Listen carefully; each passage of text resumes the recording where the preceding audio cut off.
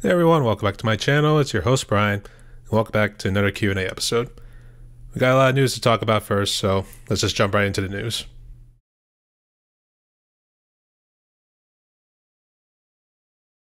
Alright, so first thing I always like to start with is the collaborations. First one, it was Pantera's collaboration I'm doing with Mike Lewis. Hard Lines and Sunken Cheeks was the song we decided to collab on. So Mike, he released it today on his channel, so you guys can go over and check it out. I plan to release it on my channel this Friday, so make sure you tune in for the premiere, 12:30 p.m. U.S. Eastern Standard Time. So hope to see you guys there. Speaking of collaborations, my other one, which was the multi-drummer collaboration, it was the song from Down. The song was Eyes of the South, so I know I wasn't going to spoil it, but it looks like Michael Jade went ahead and already posted it on his channel. Looks like he just did it as his own little version right there, but regardless, there's a nice little surprise right there. So, Mike, you spoiled the surprise, to say the least, but no worries. But regardless, it looks like it's just going to be me, Michael Jade, and Rick Griffin. A couple guys, they had to back out due to some personal issues. Looks like someone doing some remodeling, and some things just came up right here and there. So right now, it's just going to be me, Michael Jade, and Rick Griffin. So I'm planning to release that next Friday, so make sure you guys stay tuned for that one. In terms of my Patreon page, you guys are still welcome to join. I got the link down in the description below. And it looks like what I'm going to be covering on my Patreon page going forward is travel vlogs, and then any additional questions that don't show up in my podcast episodes. So I've done a couple already with like additional questions in terms of podcast episodes. So I know one was like Earl Bennett, and it was just like additional questions I said like after the initial interview was done. So that's pretty much the format it's going to be going forward. We'll see how it goes. You guys are more than welcome to join. Just follow the details after you click the link below. Hope to see you guys there. I do have to mention, in terms of doing the Q&A episodes, life's gotten a little bit hard, to be honest. And it's not so much doing these videos are not fun or anything like that. It's because, as I mentioned before, I do work 2 jobs. So I got my main job in the morning. It goes to about late afternoon. Then I got my other job working at the restaurant. The restaurant has gotten a little bit hectic right now because our manager now decided to actually bring in certain musicians to do cover songs. And needless to say, it gets pretty packed on certain days whenever he has them in. So life's gotten a little bit tough, and it's a lot on my mind right now. So I'm thinking, after I'm done covering the Nashville trip, or maybe until the end of this month, I think I'm going to put the Q&As on hold for now. You guys are more than welcome to leave your questions or anything. I would like to resurrect it at some point, but I'm thinking after this month, I think I'm just going to kind of put it on hold for now, then eventually resurrect it at some point. So that's just how it is right now.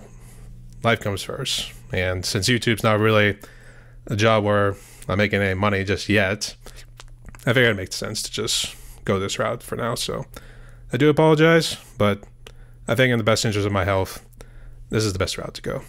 And the last thing was, unfortunately, there was no questions that were left over in my last Q&A video, so after doing a nice little travel vlog of day 3 of the Nashville trip, I'm just going to talk to you guys about what I plan to do for the next Q&A video too. So first off, let's start with day 3 of the Nashville trip.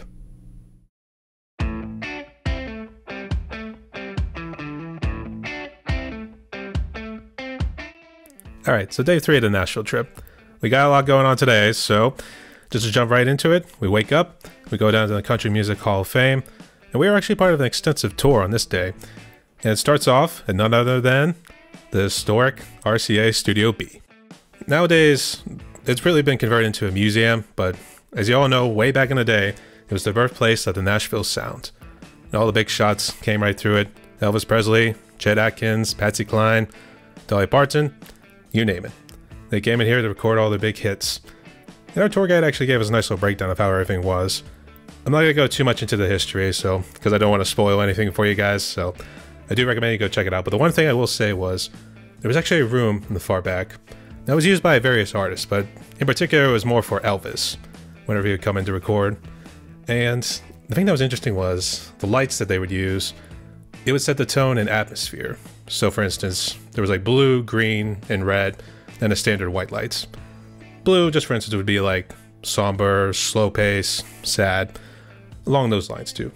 And his piano was actually there, the one that he used a good bit during his gospel songs. So that was really interesting too. After that, a bus took us back to the Country Music Hall of Fame. And we finished up the rest of our tour. Get a nice little history of everything that pretty much happened in Nashville, kind of breaking it down by decades, actually. And it would play every hit song you can kind of think of. I'm not gonna name off the top of my head because it's a little hard to remember at the moment, but it just broke it down, gave nice little videos here and there. It's a lot to take in, I will tell you that much. So, but nonetheless, it was definitely worth going in there.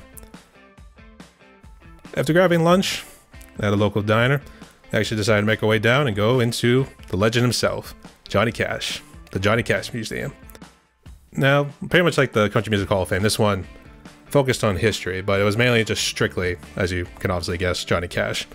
So we got from when he was born, stuff he's done when he did a nice little tour in Germany, actually, when he was part of the army.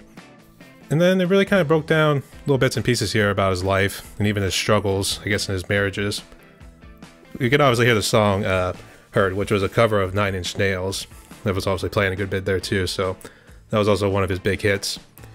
So, nonetheless, we got some nice souvenirs there.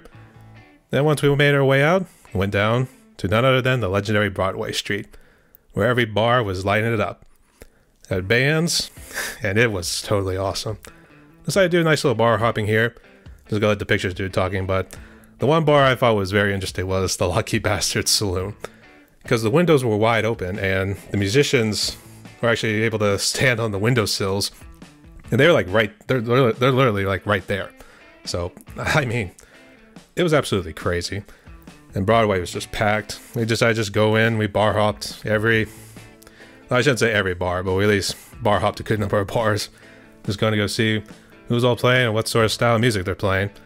So, that was totally amazing. I can't honestly... words alone cannot describe like how amazing it was.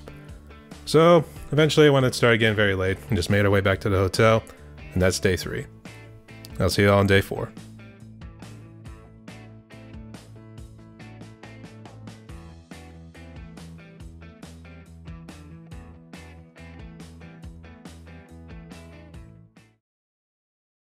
Alright, so since we didn't have any questions from the last Q&A video, I decided to do something like this.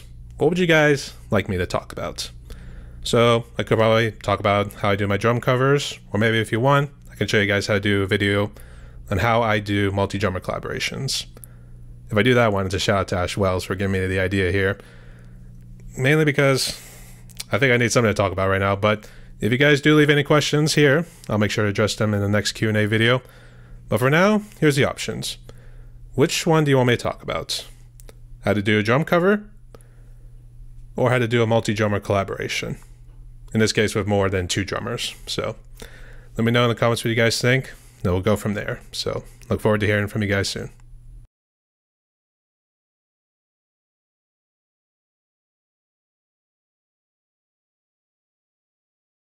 And so that wraps up another Q&A episode. I know this one was a little bit short, but given the obvious, I think it's best to call it quits for today right here. Especially with how hectic the schedule is going to be this week too. So if you guys are new to the channel, make sure you leave a like and a comment below and consider subscribing so you can show your support.